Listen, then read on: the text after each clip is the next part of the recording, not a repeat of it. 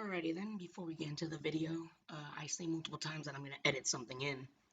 I really just didn't want to, so this video is going to be just me talking with free copyright or like non-copyright shit in the background, alright? I don't know if I swear on this video. I don't remember. Honestly, it's been like a week since I've recorded the audio for it, at least. So, quite Jeb, I'm sorry. I should have listened to you, but like I really just don't feel like editing. And I really want to upload. Also, thank you for 200 views. I know half of those are my friends, but like I don't know who's watching my videos other than my friends. So thanks to those people. And I'll see you guys at the end of the video. Because I have a few words at the end of that. Bye-bye. Hey guys, welcome back to another video. Today we're going to be talking about the console wars. The console wars have always been a thing. They've been a thing since the debate of the SNES versus the Sega Genesis. When it comes to that, I never personally had a Genesis, so I was always on the side of the SNES, as I've always loved a Nintendo. This video will include the following consoles: the Wii, the Xbox 360, and the PS3. Now, just for reference, I do not care if you don't agree with my opinions here. I'm simply just expressing mine, right?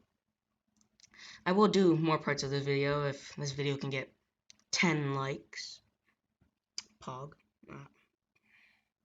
Put in the comments which consoles I should do next, and let's get into the video. Part 1, the Wii. Now, this debate is one of the easiest ones to talk about, as I know a lot about the consoles, and also this is one that I always have with my friends. It was always in between the Xbox and the Wii, as the PS3 may have matched some things about the 360 and the Wii, but in most cases, those two consoles beat the PS3 in some attributes like games, diversity, even controller in some cases. There are other things that make me prefer it over the PS3, though we will get into those. I will be focusing on the Wii for this chapter, obviously, as it is the chapter of the Wii. But if the Xbox, I do mention everything about the Xbox at the end of the video, or near the end at least. But in my opinion, the Wii drives home three main things: affordability, variety/exclusives, and sales. First off, let's get into the most obvious one, sales. I think it's pretty obvious that the Wii was a successful, if not the most successful, Nintendo console. It sold over 100 million units, and even though the other ones were also successful at around 85 plus million sales, the Wii won inevitably, as the marketing for the Wii was amazing, extraordinary even, as they drove home the point of this console has motion controls, it's cheap, it's affordable, it's for the family.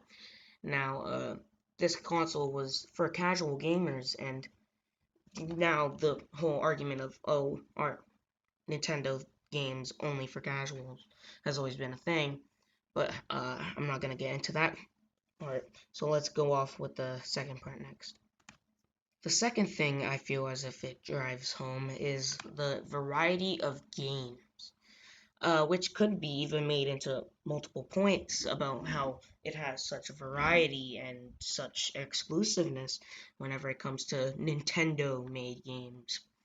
I might even make a video about how Nintendo has the most variety in the gaming world and how they've mastered nostalgia farming, as I put it, like making Nintendo Online exclusives like the SNES and the NES app.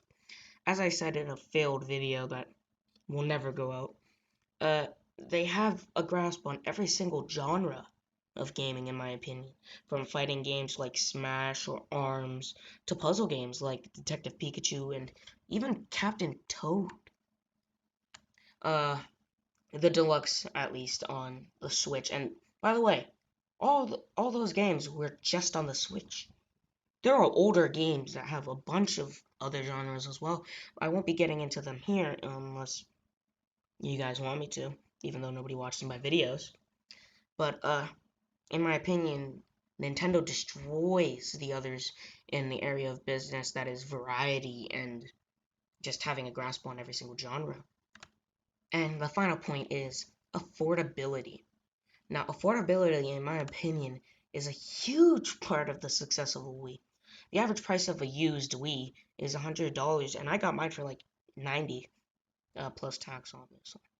And that's a great price for a console because most consoles today are at least $400 each.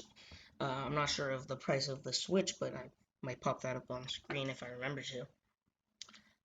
The Wii usually came with a game and a remote, or even two. Wii Sports was the main game that most people got. So yeah, I'm pretty sure affordability is, in my opinion, the biggest contributor, or it's the biggest part of its success. Now let's get on to the Xbox 360. Part 2, Xbox 360. Don't get me wrong, I'm a Wii person. I've always had a Wii, or at least I feel like I've always had a Wii. But I had an Xbox 360 around the same amount of time as the Wii, maybe like a couple months difference. The Xbox was better than the Wii in two main things, I feel. The online and the graphics. Now, these two things are, in most people's opinions that I've talked to, or at least I've heard on the internet, are one of the more important things about a console, and even more important than the things I listed. But as I said earlier, I'm just expressing what's important to me. The online for the Xbox 360 was obtainable by purchasing Xbox Live. Xbox Live was the first kind of service that gave you online for consoles, that I remember at least. And even though it sucked that you had to pay for online, it was well worth it because you would get to play amazing games online like Halo 3, Rainbow Six Vegas, and even Minecraft. Though I have not played any, or at least owned any Halo games, from what I've heard from my friend Noah. Shout out Noah. Uh, they're great. So,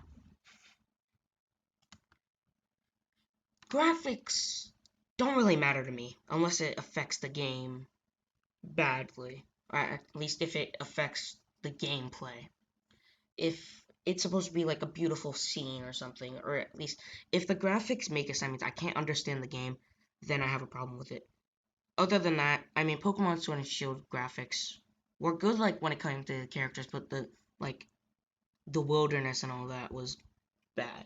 But I don't. It didn't ruin the game for me. It's on my top 10 Switch games, maybe even Pokemon games. But graphics never mattered to me, and it didn't. I didn't really have an issue with any of the graphics with the 360, and everybody I see online talking about these the battle of these consoles always say that the 360 had the best graphics out of the three. Though I have heard that the PS3, like the actual system itself, was better. I don't really get those arguments. I never had a problem with any of the graphics from any of these consoles. I never had the issue of the graphics. Oh, they're so bad. It never really mattered to me, at least. And if it did matter to you, fair enough to you. I condolences that that has such a big effect on it. Uh, it just really didn't matter to me. So, uh, with that, let me get to my closing statement. Though I did not talk about the PS3 in this, at least most of this, the PS3 does deserve some credit. It did have a really cool character exclusive to the console, Kratos, in Mortal Kombat 9, but that's pretty much it. The other two consoles just cover for it, in my opinion. My idea of like the dream setup has always been a Nintendo console, and then whichever one is the better console out of the other two. But thank you for lasting this long into the video if you've watched this far. I did put some time into this video, so I would appreciate it if you liked the video. And if you do disagree, I suggest that you comment about it if you really disagree that badly. Anyways, let's get to the outro.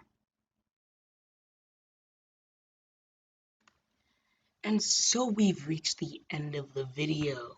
Now, I say multiple times that tell me which consoles you guys want me to talk about, but like I said in the video, nobody watches my video.